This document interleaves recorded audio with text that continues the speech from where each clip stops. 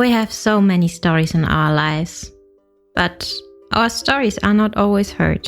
On the Hear My True Story podcast, we tell our own true stories. Before the white car parked, our head teacher had scattered. Looking at him, I could only see his tie that was flying backwards, waving at us, and he disappeared in thin air. I want to share my life story. I want to share my voice with the people because I know that just a small joke I can tell through this podcast, it will make someone smile.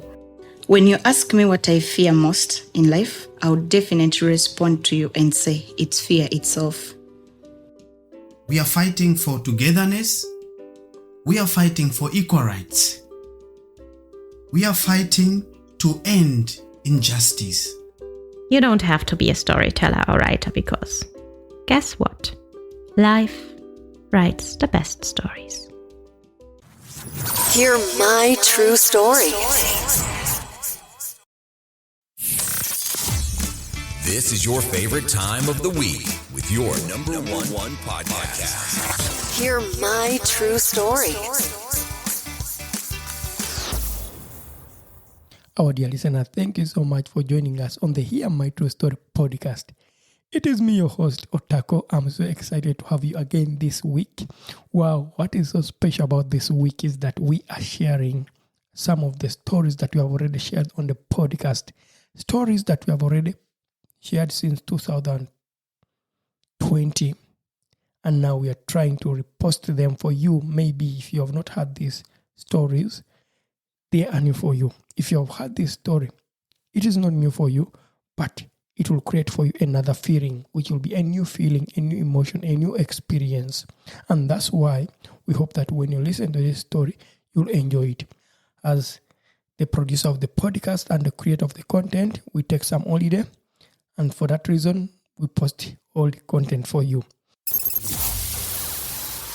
With you every week. Hear my true story.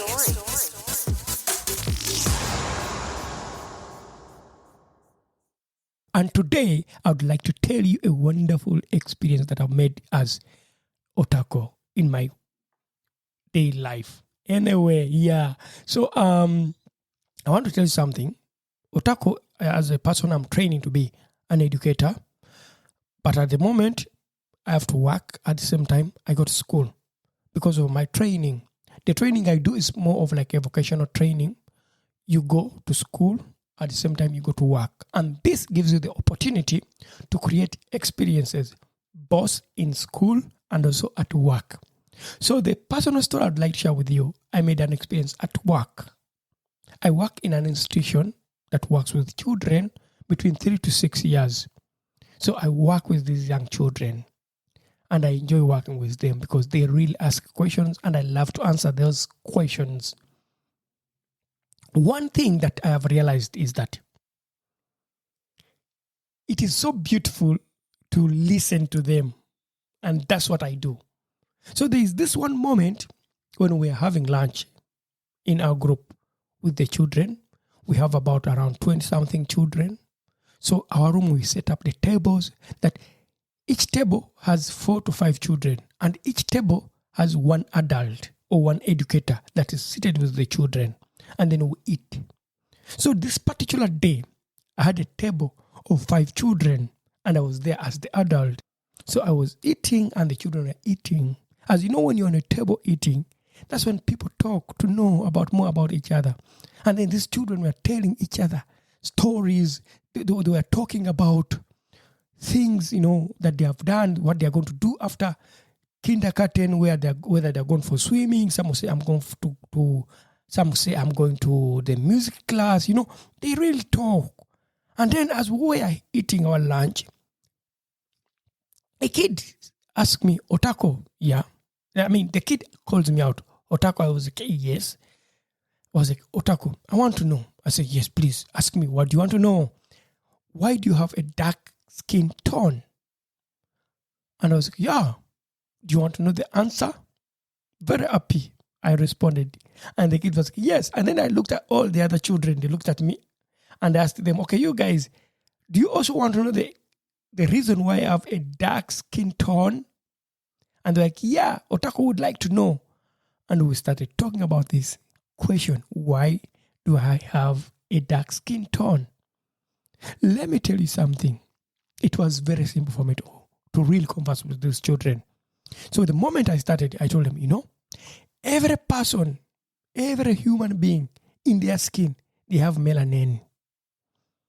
And one, you need to know, when someone has more melanin in their skin, then they will have a dark skin like mine, or they will have a dark brown skin, or maybe they may have less melanin. And that's why they will have light skin, or they will have a light brown skin. And that's because we have melanin in our skins. And then one kid was like, so, you mean, Otaku, I have less melanin in my skin? I was like, yes, because you are light skin. And the other was like, yeah, also my mother has less melanin. And the other was like, oh, also my father has less melanin. And so I told him, yes, also my mother and father have more melanin in their skin. And that's why they also have a dark brown skin. And that's how we conversed about this question with the children of 4, 3, 5, 6 years. And then I asked them, so you guys, do you have any question that you want to ask me as Otaku right now? I'll answer it. And they're like, no, I think no question. Then we continue to eat. But the most interesting thing that I've experienced was when we are again having lunch, but this time with also another group of children on the table. And it was also on, I can't remember, but we were a different group of children on the table. And then one of the kiddos asked, Otaku, I want to know, why do you have a dark skin tone and the other kid has a dark brown skin tone and me, I have another skin tone? And then the child who was seated on this table when we were having lunch said, do you want to know the answer? I can tell you. That was the child telling the other child. And he was like, yeah, tell her. And the kid said, okay, you see, Otaku has more melanin in his skin. And that's why he has a dark skin.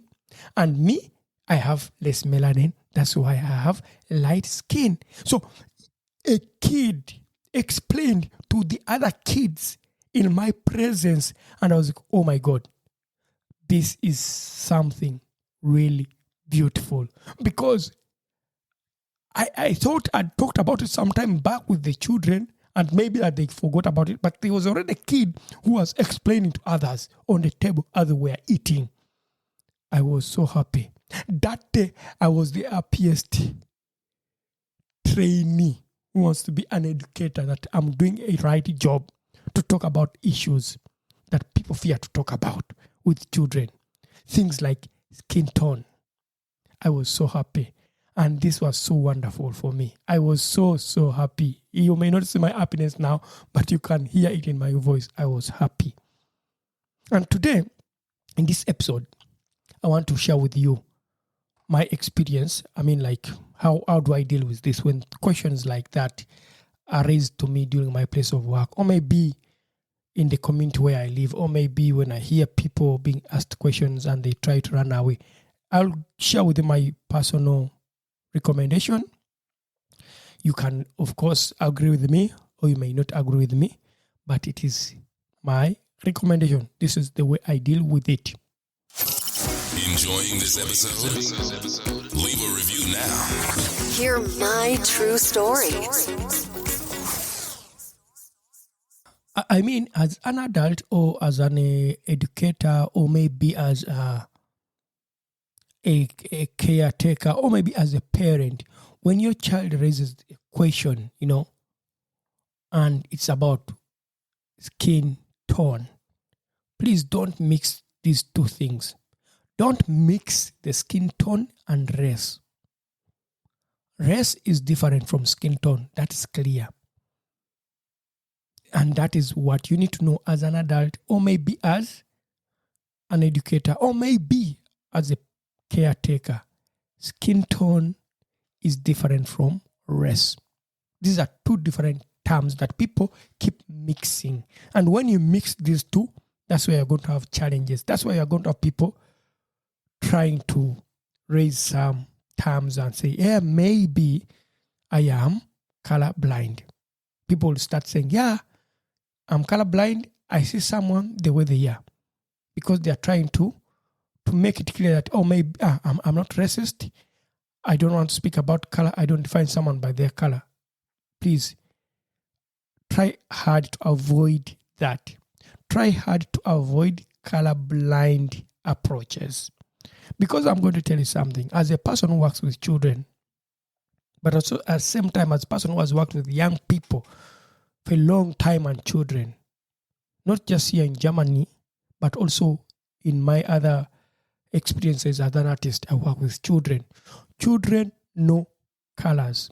I can tell you something. When we were working with children, when we work with children in kindergartens, maybe in schools, we have so many colors around, and children pick colors and try to paint them, and they really say, yeah, today I want to use brown, I want to use dark brown, I want to use green, I want to use dark green, I want to use blue in my painting. When we move outside in the forest, when we take our forest walks, or maybe when we visit the forest with children, you can see the children saying that, yeah, this leaf is green, the other one is yellow, the other one is pink, the other one is turning green, the other one is turning yellow, because the children understand the colors. So you cannot say it's colorblind. By the time the child asks, why is that person having a different skin tone from mine? Because they have realized to identify skin tone. They can really differentiate that is light, that is dark, that is green, that is red. And by saying that, please don't ask that question, you are denying a chance to this kid to really learn, to really get the right information. So as a person, this is my way of approach. I try hard to avoid the colorblind approach, because it does not really help the child, other than it just denies them the chance to learn more about skin tone and how beautiful it is to have different skin tones in life.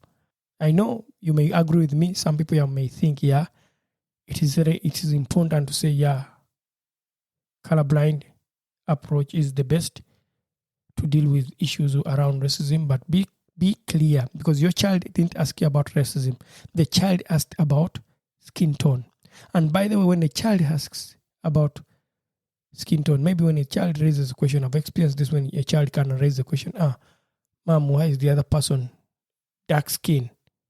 Don't panic, please. Don't panic, because that question does not relate with race. It's just about skin tone. 2, normalize the conversation about skin tone and race with your children. At least normalize it. For example, you can have a kid and the kid says, oh, mom, I've seen a man who is dark brown. Why is he dark brown? Oh, mom, we have a kid in the kita who is light skin. Why is that kid light skin and me, I have a dark skin? Don't panic as a parent. Don't panic about that. Normalize the conversation and answer what the child has asked. It is very simple. That is the simplest way. You normalize it. Talk with them happily. It's like when you are in a supermarket with your kid, you're holding them, and then the kid says, hey, mom, look, there's a dark-skinned man there. And then you squeeze their hand. You squeeze them like this. Oh, please don't ask that question. Or you tell them, don't ask that question. It is not right to say something like that. Then they're going to ask themselves, why is it not right to say something like that? Other than being rude or maybe attacking their questions, welcome their questions, normalize them, speak to them, tell them happily, without being offensive, without being protective, without thinking it's wrong, it's not wrong. And by the way, that's not a racist act. It is not. The child is learning and the child needs the right information. So for that case of normalizing, you need to deal with it as a person. When children ask questions about skin tone and it makes you a bit uncomfortable, please don't feel uncomfortable. Feel comfortable and answer the question happily. And that is going to make change to the life of that child. And it's going to make change to their way of thinking about difference and how beautiful it is to be different because you have showed it to them. The third thing that I really think is very important is to inform yourself. This is what I do as a person. I am a dark-skinned person. I'm a black person. I'm living in Germany. Yeah, I tend to work with people with different skin tone. But it doesn't mean that I have all the right information because of being a BPOC. I can't have all the information. I inform myself. I try hard to invest in anti-racism education to gain more understanding. Yeah, more understanding about this topic rather than just relying on informal discussions that I hear from people. So I really hard find myself information. I buy books for myself. I listen to podcasts. I watch videos maybe on YouTube from people who are really more informed about this. And this is what I do. I invest in information. So as a parent, maybe as an educator, maybe someone who is running an institution, the moment you invest in information that is really right and you put it there, it can be really supportive for people to deal with this question that relates to skin tone and race. Because when you have these informations in place, that is the beginning of talking about skin tone and race with your children, or maybe with the children in your workplace if you're working with children. Yeah, so that's the beautiful thing about investing in information, investing in education about race and racism. Invest in that. Yeah. So our dear listeners, that has been my wonderful episode today. And I hope you enjoyed my experience. And to just inform you, I am a trainee. I'm training to be an educator. I'm not an expert of talking about racism with children. That's clear. But I share with you my opinion, my views, my experience, and it's up to you. You can think about it. You can also inform yourself with more and better information. Yeah. And I hope one time I'll have an expert to speak about this on my podcast, and I'll get them and I'll have an episode done, particularly on this topic with children. Wow, our dear listener, thank you so much for listening and enjoying this story. And we are happy that you have been following us and you continue supporting our podcast. Don't forget to subscribe for those who have not subscribed. And for those who would like to support our podcast, you are free to go on to hearmytruestory.com and you subscribe and you become a supporter of the podcast. We are always happy to have you. Thank you so much. And I would like to say bye. We meet again next week, same time, same podcast. We not only have voices for a podcast, but also faces for YouTube. Don't miss your next episode. Hear my true story.